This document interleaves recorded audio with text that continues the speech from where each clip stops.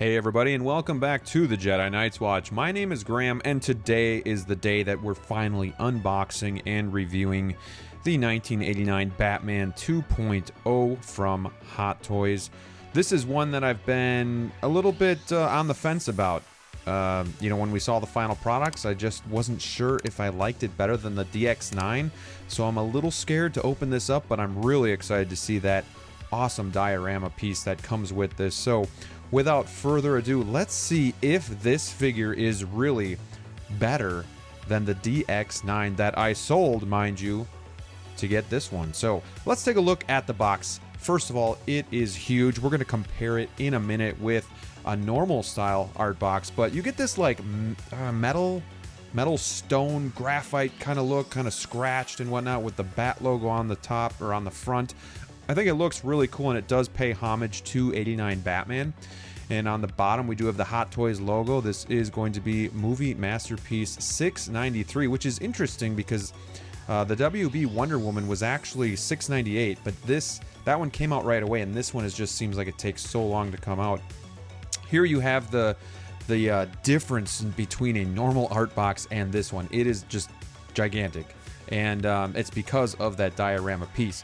It does come with a outside slip cover, and it does have a window so you can have a display here and see what kind of is all inside the box. Once we work to get all of that out, my camera is not high enough. It's just taking up the whole screen because it's just such a huge clamshell, but you see all of the accessories, and then we do have the base on the bottom clamshell there too.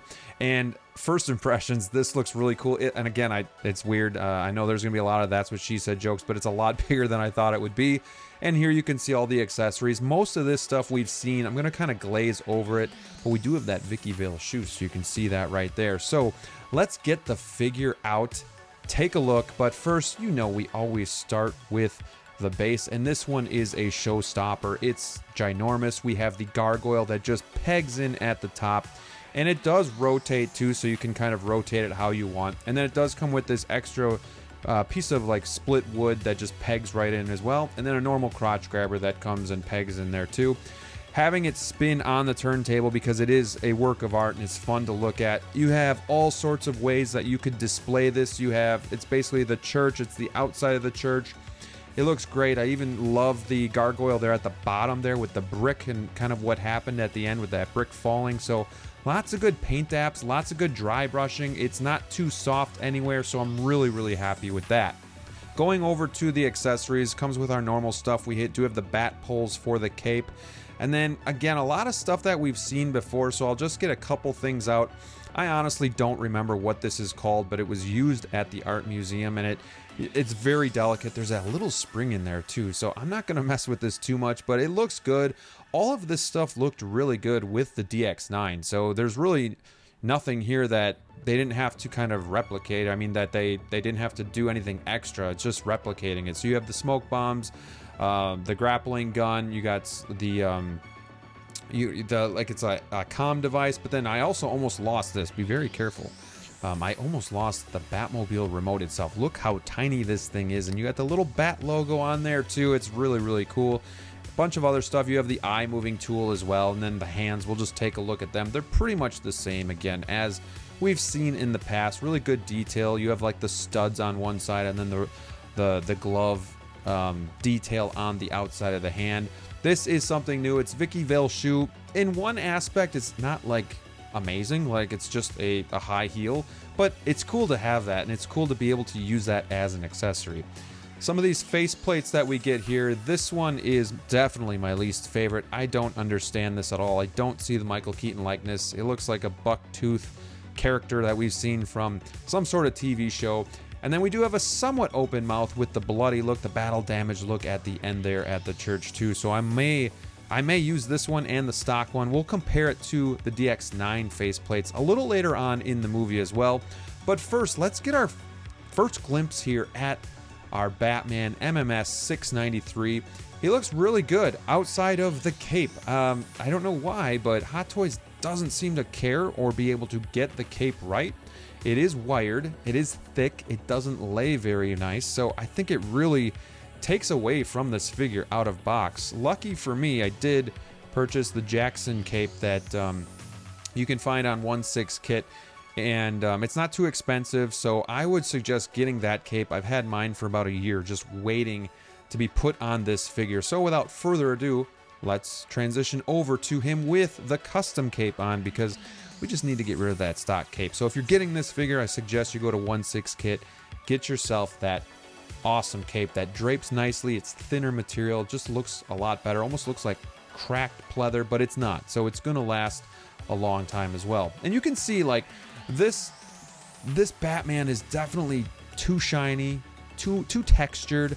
I think the cowl looks better in person. We're gonna take a look at that a little closer in depth here, but you can see the lights are on it, but it still looks a little too shiny. I think it is better in hand than what I've seen on video. I think it shows better in hand, and I think when it's in the display, it's not gonna be overly shiny, and you're not going to notice like all of the texture on the outfit itself. But here we have a closer look here, and again, the cape is super nice. I love how it drapes. You can just see, just get you a little closer look here of the stock cape. Again, it's wired all throughout, so it's nice for action stuff, but it really doesn't drape very well. So I myself much just prefer a draping cape, so that's what I'm going with here. Just it forms to the body a lot better as well.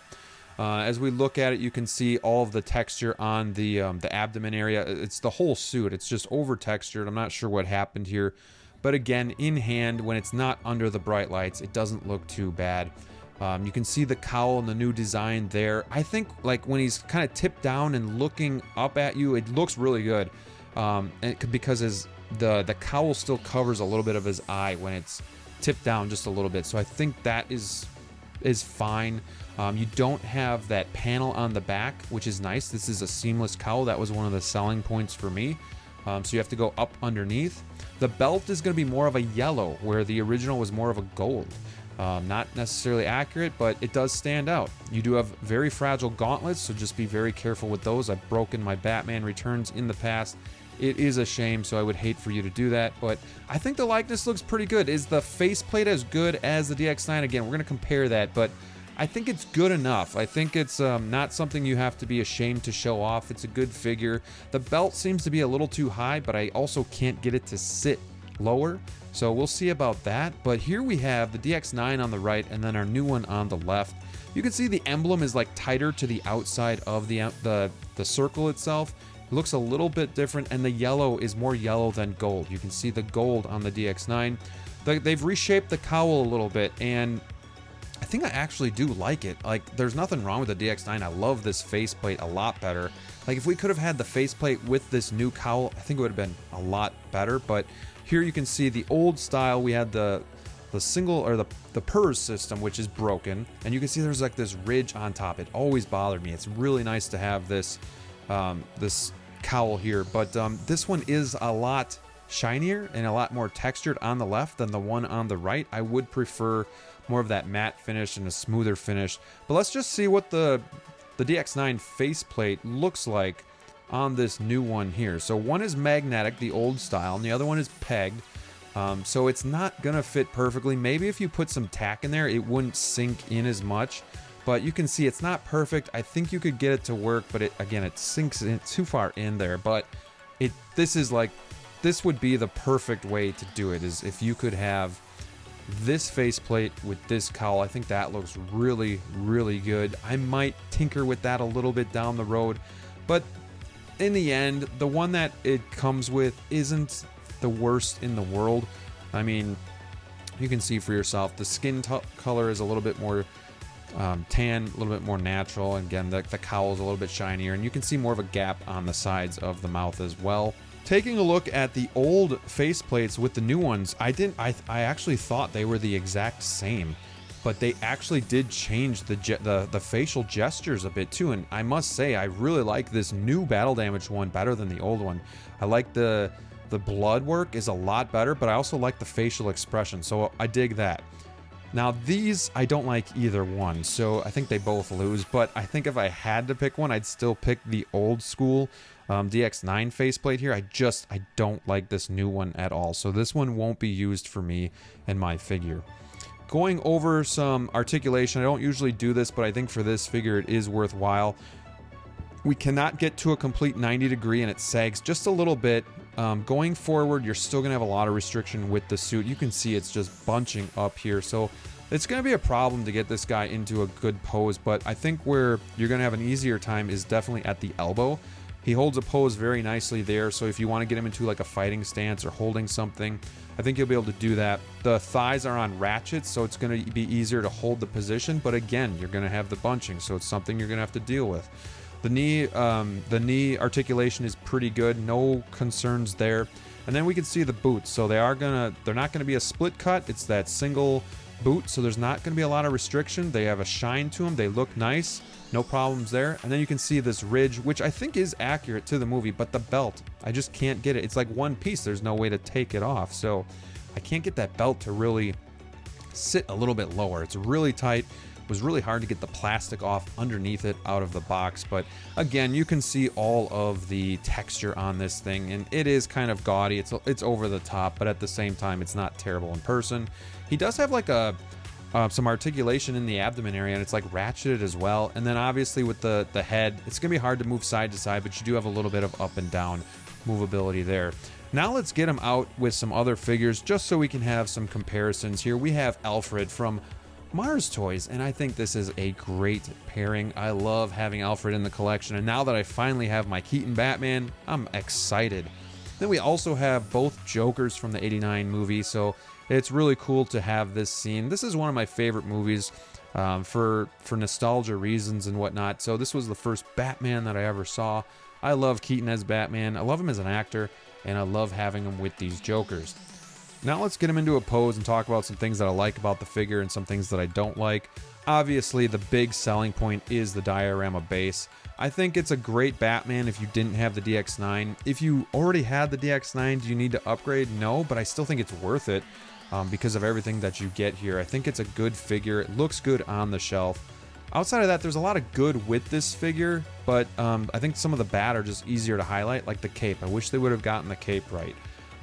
The suit obviously isn't right. It's too textured, it's too shiny. I wish they would have done that right. I'm not sure. It's almost like they went backwards in some areas. I think the reshape of the cowl is actually okay. I think the faceplate takes a little bit of a step down, but it's not terrible either, and the bloodied version looks a lot better than the original. Here you can see Joker on the base as well. I wanted to do this just because I know a lot of people are curious about this, but Joker will fit on this, and he looks really cool too. So if you want Keaton next to the Batmobile and you put Joker here too, it works. And you got the Vicky Vale shoe just kind of hanging out there too. So there's a lot to like about this figure. Obviously there's some shortcomings, and I think they could have done a better job, but at the same time, it's 1989 Keaton Batman, so I do think this is very much a worthwhile piece. It's not as bad as it looks on video with the suit and with the likeness. I think the likeness is actually pretty decent. And if we had a little bit more of a mix between DX9 and this one, I think it would have been better. So here's what I'm doing in the shelf. Hopefully you guys like this. I have Alfred standing next to the Batmobile, ready to serve up some food.